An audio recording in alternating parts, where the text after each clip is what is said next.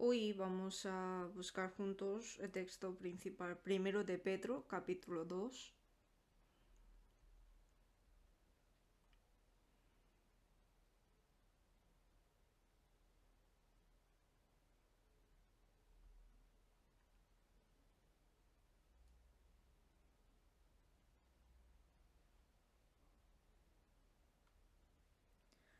Primero de Pedro, capítulo 2, versículo 22 a 25. Primero de Pedro, capítulo 2, versículo 22 a 25.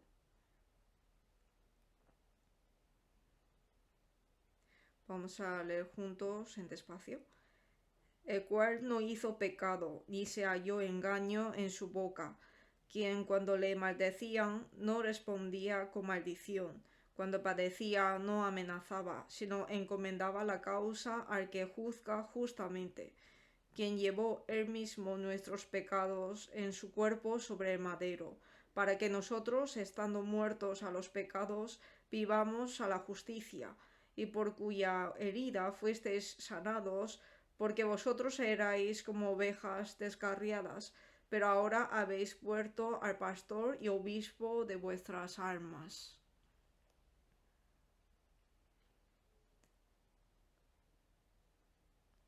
Jesús que cargó la cruz. Podemos decir que es el núcleo de todo el núcleo de la Biblia. Toda la Biblia enfoca en Jesucristo. El Antiguo y Nuevo Testamento testifican sobre Él. Pero para pensar en esto durante 30 o 40 minutos puede ser un poco difícil. Pero vamos a ver lo que testifica sobre Jesús y lo que testifica sobre la cruz. Vamos a meditar juntos en un momento. Aquí con 3 puntos vamos a pensar, como dice el versículo 24, quien llevó él mismo nuestros pecados en su cuerpo sobre el madero. Primero vamos a ver lo que Jesucristo hizo, es decir, la teoría del ministerio. Y segundo, para que nosotros, estando muertos a los pecados, vivamos a la justicia. Seguramente Jesús tenía su propósito en el cual se encargó nuestros pecados. Vamos a ver esto también. Tercero, vosotros erais como ovejas descarriadas, pero ahora habéis vuelto a pastor y obispo de vuestras almas. Él se cargó la cruz y vamos a ver sobre las consecuencias. Si hablamos de la cruz, es un tema muy amplio. Por eso vamos a reducirlo a estos 3 para esta hora de comunión. En el versículo 24, primero dice, quien llevó él mismo nuestros pecados en su cuerpo sobre el madero. Él mismo se llevó nuestros pecados en su cuerpo sobre el madero. Aquí dice que sobre el madero. Jesucristo, ¿por qué tenía que llevar nuestros pecados sobre el madero? ¿Y por qué, entre tantos castigos, Él escogió ser crucificado? Cogemos esta página y buscamos Deuteronomio 21. Deuteronomio 21.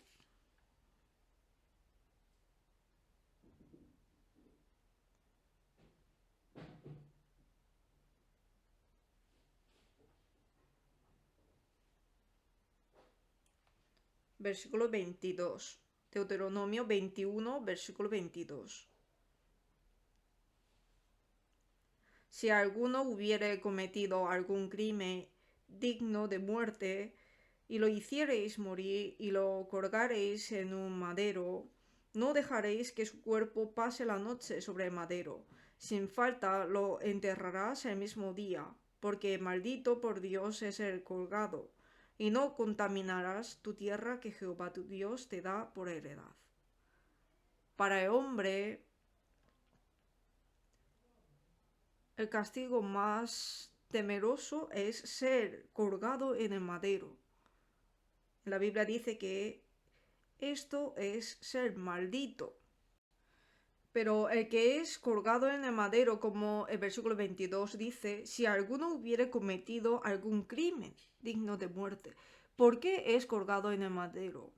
Si no es digno de muerte, no tiene por qué ser colgado en el madero. Jesucristo fue colgado en el madero. Pero, a diferencia con la Biblia, no podíamos encontrar pecado en él. Él era diferente que los muchos pecadores que murieron en la cruz. Jesucristo no tenía pecado en él. Si vemos la Biblia, sale 2 veces que Jesucristo no tiene pecado. La primera vez, ¿en dónde sale? Siempre las preguntas para desarrollar es más difícil, ¿no? En 1 Juan 3:5 es una palabra que conocemos bien, que no hay pecado en él. Es una palabra que conocemos bien. Y 2 Corintios dice que al que no conoció pecado. Así es, él no tiene pecado. Según la ley de Moisés, cuando condena por el pecado, 2 testigos tienen que testificar para condenar un pecador. Para testificar que Jesucristo tiene pecado, tenían que establecer testigos continuamente, repetidamente. Pero sin embargo, Jesús no tiene pecado en él. Aunque él no tiene pecado, pero se fue al lugar de condenación. En la época de Roma, los que tienen ciudadanía romana podían evitar de ser condenado la pena de la crucifixión por ser ciudadanía romana. Morir en la cruz es una penalización para los esclavos, pero Jesús era esclavo. El Señor se cargó de todo. Por eso, como San Juan 3:14 dice, como Moisés levantó la serpiente en el desierto, así es necesario que el Hijo de Hombre sea levantado. Para cumplir toda la escritura de la Biblia, Él se cargó de todo. La cruz es una pena de maldición. Él se cargó el madero, como hemos compartido al principio. Jesucristo, ¿qué hizo en la cruz? Vamos a volver primero de Pedro, capítulo 2. Capítulo 2, versículo 24. Lo primero que hizo es, en versículo 24, quien llevó él mismo nuestros pecados en su cuerpo sobre madero. Jesucristo sobre madero hizo esta obra de cargarse los pecados. Lo que podía hacer sobre la cruz de madero no había otra cosa, sino solamente cargar el pecado del mundo. Para esto no se detuvo en ser crucificado. En Gálatas capítulo 3 vamos a buscar. Gálatas 3. Versículo 13.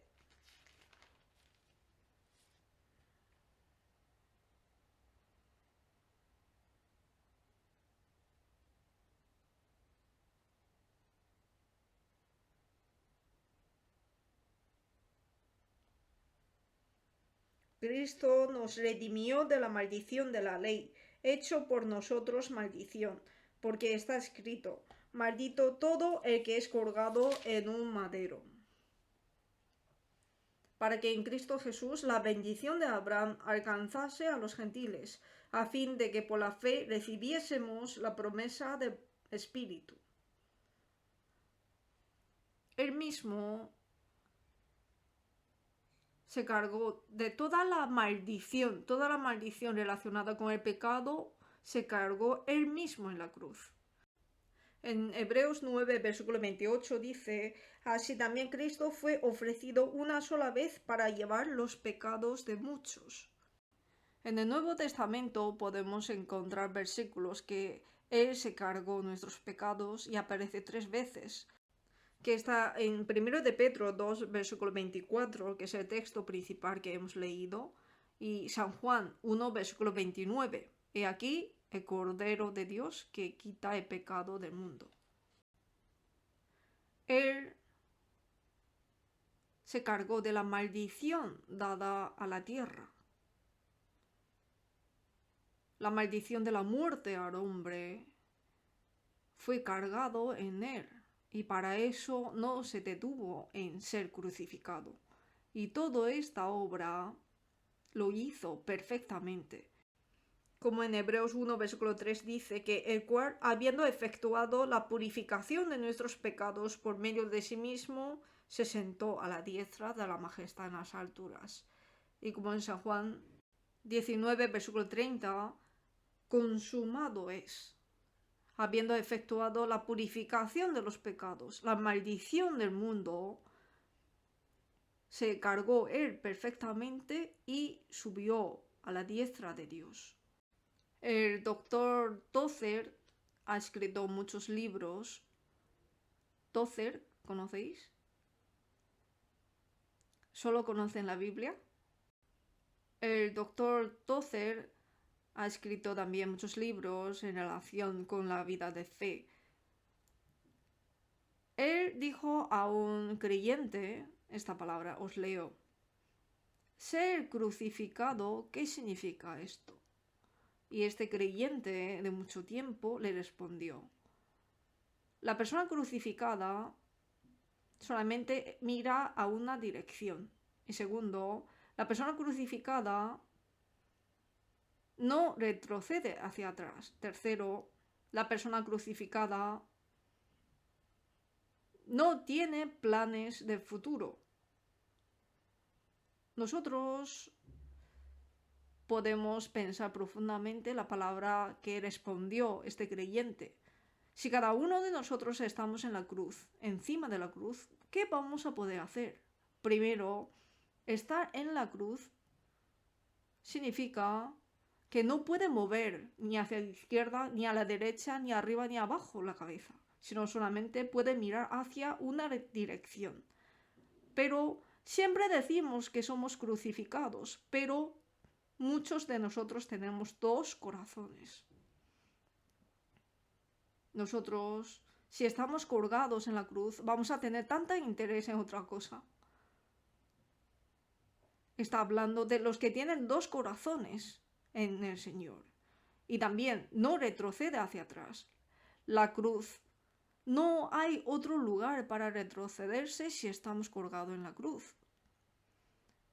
Si estamos sobre la cruz, no hay otro destino. No hay forma de mezclar con el mundo.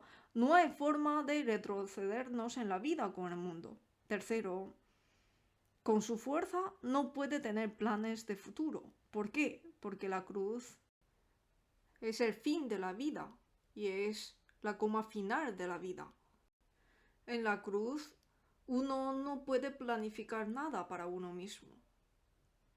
La cruz nos da varias lecciones, pero como dice este creyente, tiene un gran significado la cruz. Lo que el Señor hizo en la cruz es que se cargó de la maldición dada a este mundo, la muerte.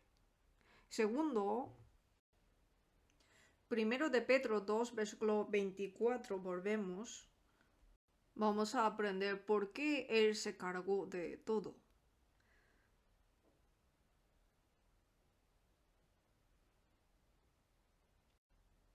Quien llevó Él mismo nuestros pecados en su cuerpo sobre el madero, para que nosotros, estando muertos a los pecados, vivamos a la justicia, y por cuya herida fuisteis sanados. ¿Por qué Él mismo tuvo que morir en la cruz? ¿Por qué murió cargándose del pecado del mundo? Con la Biblia hice 3 clasificaciones. Una es que el hombre fue creado a imagen de Dios. En Génesis 1, versículo 27 dice que a su imagen, a imagen de Dios, creó al hombre. La imagen significa espíritu. Creó al hombre con espíritu semejante de Dios. En Génesis capítulo 1 y 2 podemos ver que el hombre tiene diferencia con los animales, claramente. ¿El hombre fue creado con qué? ¿Con qué material? Algunos dicen con la tierra. No tierra, sino polvo de la tierra. Es polvo de la tierra.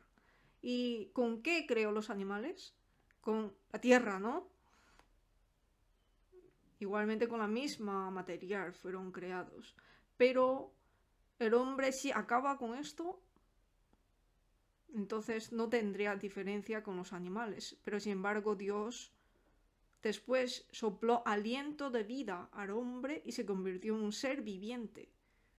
Dios nos dio el mismo espíritu que el de Él. Por eso nosotros somos diferentes que los animales. Nosotros mismos somos creados a imagen de Dios. Por eso Dios no puede dejarnos ser destruidos. Y segundo, la Biblia dice que somos objeto de amor de Dios, la pareja de Dios. Y también expresa como marido y mujer.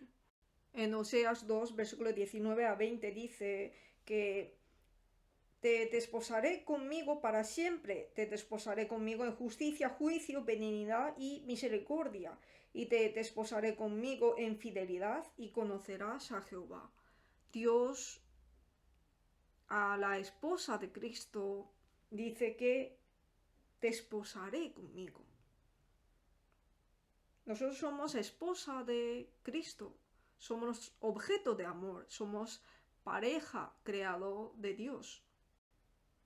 En 2 de Corintios 11, versículo 2 dice: Pues os he desposado con un solo esposo para presentaros como una virgen pura a Cristo. Aquí hay hermanos y hermanas jóvenes que no han casado todavía. Os presento el mejor esposo, que es Jesucristo. En Isaías 54, versículo 5 dice: porque tu marido es tu hacedor. Él dice que os he desposado y dice que es mi marido. Él mismo nos ha creado como su pareja de amor. Y tercero, también es una razón fundamental, en Isaías 43, versículo 25 dice que Él por Él mismo nos salvó. Él por amor de Él mismo se cargó de nuestros pecados. Por Él mismo. Dios nos creó como su pareja de amor. Cuando Adán estaba solo, seguramente sentiría muy aburrido. Dios también nos creó como su pareja de amor porque estaba solo. Dios, por Dios mismo, nos salvó. En 1 de Pedro 2, versículo 25, pasamos otra vez. El punto 3. ¿Cuál es la consecuencia de la muerte en la cruz? Porque vosotros erais como ovejas descarriadas, pero ahora habéis vuelto al pastor y obispo de vuestras almas.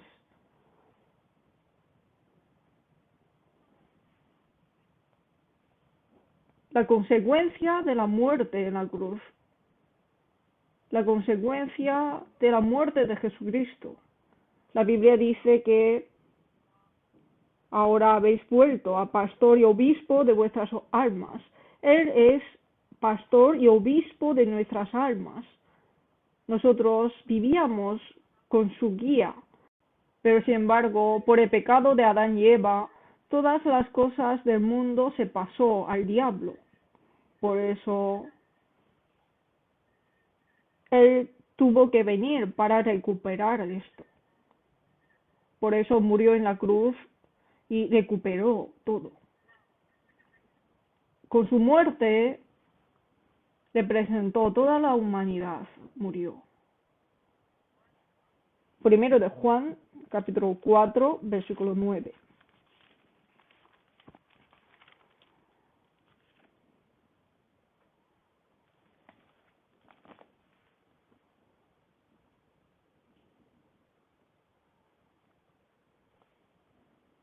Capítulo 4, versículo 9. En esto se mostró el amor de Dios para con nosotros, en que nos envió a su Hijo unigénito al mundo, para que vivamos por él.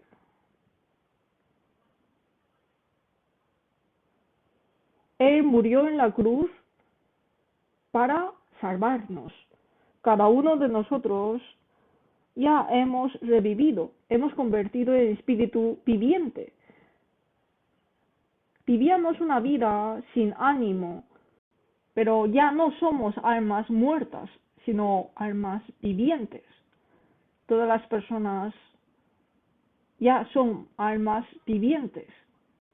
Y el privilegio de poder revivir es volver a pastor y obispo de nuestras almas. Así dice la Biblia. Por eso en el seminario bíblico siempre escuchamos: convertimos en hijos de Dios, obtenemos la vida eterna, hemos obtenido la vida eterna, hemos pasado de muerte a vida, hemos sido escritos en el libro de la vida, hemos recibido perdón de pecados. Con muchas expresiones nos dice que somos revividos. Pero a los que se acercan a Dios les considera justos, pero los que niegan la palabra de la cruz, hay muchas personas en nuestro alrededor. Algunos dicen que la cruz, ¿cómo Él puede cargar el pecado de todo el mundo? Esto es imposible para el hombre. Jesucristo, ¿qué relación tiene Él conmigo para morir por mí? Yo no puedo creer. Vamos a ver Hebreos capítulo 10.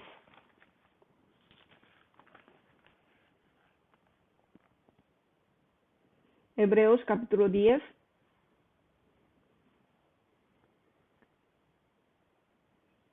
versículo 26.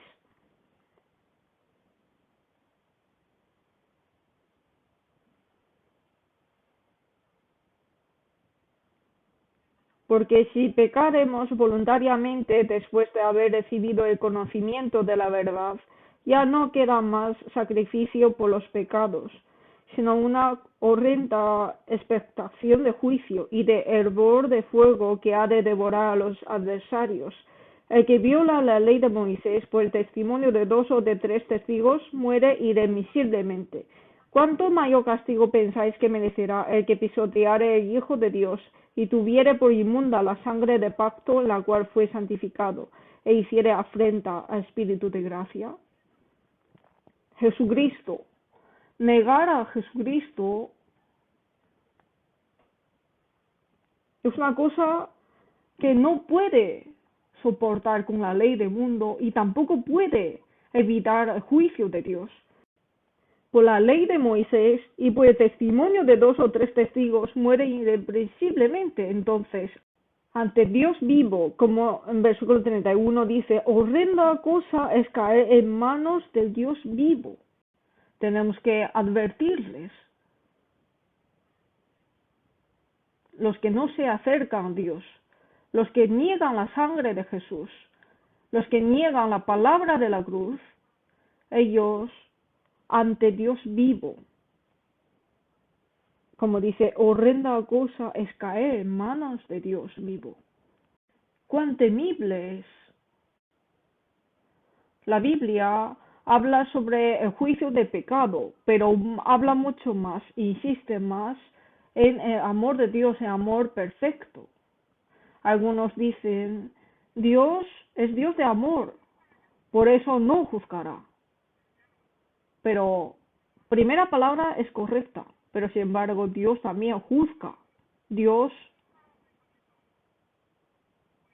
es paciente para con todos, pero no los soporta hasta final. La olla de Dios es lenta en calentarse solamente, pero cuando se calienta, el agua se hierve fuertemente. La olla del juicio de Dios ahora también está constantemente calentándose. Algunos hermanos y hermanas a veces se caen en doctrinas incorrectas. Dice que si un salvo comete pecado, la salvación se elimina. Y por eso tiene que vivir bien la vida. ¿Han escuchado cosas así? Por eso a veces hay personas que se van a otro sitio, ¿no? Esto es porque no han comprendido bien el amor de Dios. Nosotros, en la hora de enseñar a los alumnos sobre temas de salvación, también es bueno de que hagan representación proporcional de su amor en números. De esta manera también puede confirmar sobre su amor. Hebreos, vamos a ver Hebreos, capítulo 6.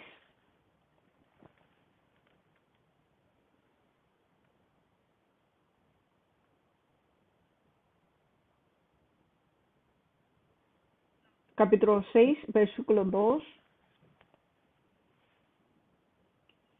De la doctrina de bautismos, de la imposición de manos, de la resurrección de los muertos y de juicio eterno.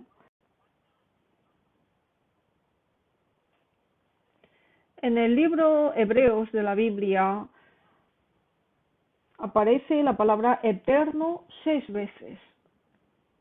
¿Cuántas veces? 6 veces. Y una de ellas habla de juicio. Dios juzga al pecador, pero la promesa dada a los salvos es mucho más grande. Y el resto 5 veces habla a los salvos, confirmándoles la salvación eterna. Vamos a buscar desde el primero. Hebreos capítulo 5. Capítulo 5, versículo 9. Y habiendo sido perfeccionado, vino a ser autor de qué? ¿Autor de qué? Eterna salvación. La salvación es eterna. Autor de eterna salvación. Capítulo 9. Vamos a ver de a poco. Capítulo 9, versículo 12. Y no por sangre de machos cabríos ni de becerros, sino por su propia sangre. Aquí dice, habiendo obtenido eterna redención. La redención habla de perdón, ¿no? Capítulo 9, versículo 15. Al final nos dice, reciban la promesa de la herencia eterna. Habla aquí, herencia eterna. Capítulo 13, versículo 20.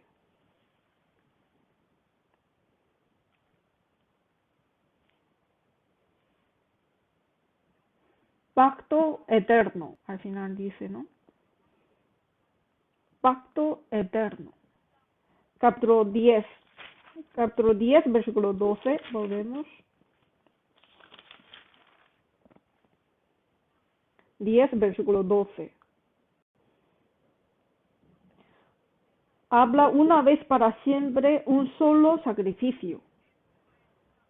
El amor de Jesucristo no es condenación. Si piensas que el foco de Dios está en la eterna condenación, estás malentendiendo de él. Cristo es encarnación de amor. De esta manera, con más de 5 veces nos habla de su amor y nos confirma más sobre su mensaje a los salvos. Y ahora dicen que la salvación no es eterna. Esto es que están malentendiendo la Biblia y están malentendiendo sobre su amor. Jesucristo, Él no deja a los hijos salvos. Si somos salvos, somos sus hijos, es normal de venir mensaje de Dios a nosotros. Como David dice, aunque ande en valle de sombra de muerte, no temeré mal alguno. ¿Por qué? Porque tú, Señor, estarás conmigo. Algunos hermanos y hermanas a veces vienen a consultarme cuando están doloridos, cuando tienen sufrimiento, cuando se olvidan del amor de Jesucristo. Entonces, es fácil de estar deprimidos. Los hermanos y hermanas conocen a Jesucristo. Jesús significa salvación, pero otro nombre de él es Emmanuel, pero muchas veces no se acuerdan. Fácilmente nos desanimamos en el mundo, encontramos con dificultades. Entonces, sobre Jesucristo, la salvación, estamos muy seguros, pero sobre Emmanuel, sobre Dios Emmanuel, fácilmente olvidamos. ¿Conocen la canción que cantamos en Día de Padres? ¿Cómo se canta? Se olvidó de su dolor cuando dio el parto y no sé qué, no se canta, no sé qué, no se canta. Como dicen, ¿no? Eso es. ¿eh? Se olvidó de todo su dolor en cuanto dio el parto. El dolor de Jesucristo. Él se olvidó todo su dolor y ahora prepara todo el lugar bueno para nosotros.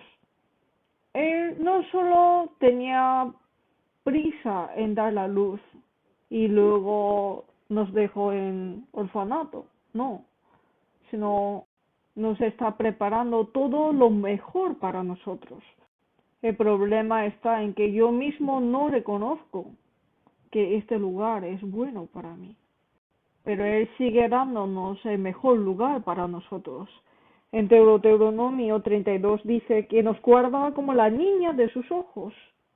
Y en Deuteronomio capítulo 1 dice que durante 40 años le llevó en brazos en el desierto. Espero que no seamos necios, que ignoramos de su amor. Quiero leer un trozo del libro de un escritor, Acontecimiento de la Cruz. El acontecimiento de la cruz de Jesús es la mayor historia de amor universal de Dios con el hombre. Dios es amor mismo y Jesús es el mensajero de amor y la Biblia es la carta de amor y Espíritu Santo es espíritu de amor y nosotros somos personas que estamos siendo absorbidas por este amor. La oración de los santos es consuelo de amor y el evangelismo es el anuncio y el mediador de amor. Y alabanza es canción de amor. La cruz es el lugar donde clamo el nombre de Dios, Jesús, y mi nombre hasta la muerte. Con una mano de Jesús agarró a mí y con otra mano de Jesús agarró a Dios hasta que fue rascado su corazón en la cruz. Pienso que está muy resumido el contenido. Él resumió todo este contenido en la cruz. En la Biblia podemos ver las profecías y cumplimientos de Jesús. Esta mañana, hace poco, hemos leído el versículo intercalado. Era capítulo 19, versículo 30. Él compartió su vestido echando suerte. Algunos dicen, pero esto lo han inventado. Todas las cosas se pueden inventar, pero él estando en la cruz, no recomendaría a la gente que repartiese su vestido echando suerte. Él cumplió las profecías del Antiguo Testamento totalmente. Vamos a ver un versículo más. Primero de Corintios, capítulo 1.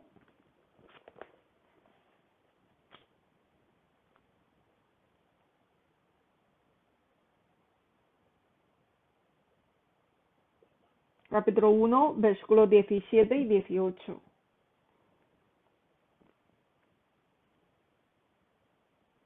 Leamos juntos. Pues no me envió Cristo a bautizar, sino a predicar el Evangelio, no con sabiduría de palabras, para que no se haga vana la cruz de Cristo, porque la palabra de la cruz es locura a los que se pierden, pero a los que se salvan, esto es, a nosotros, es poder de Dios. La cruz es la pena en la madera, no tiene ningún significado. Para los hombres del mundo, ¿qué es la cruz? Mundanamente hablando, puede pensar como una escritura antigua, pero para los salvos, nosotros, esta escritura antigua está clavado en nuestro corazón. Y desde esta escritura está brotando y está creciendo, está naciendo nuevas vidas y nos pidió, nos envió con alguna razón para que predicara el Evangelio. Si en mi corazón está brotando vida, entonces hay que vivir dignamente en este envío de Dios y vivir dignamente como mensajero del Evangelio. Oremos juntos.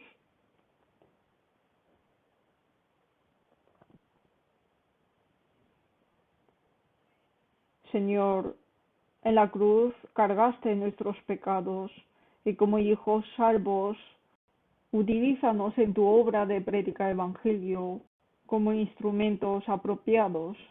Señor, somos débiles ante ti. En el mundo no nos ha dejado solos, sino Emmanuel Dios, guarda nuestra vida.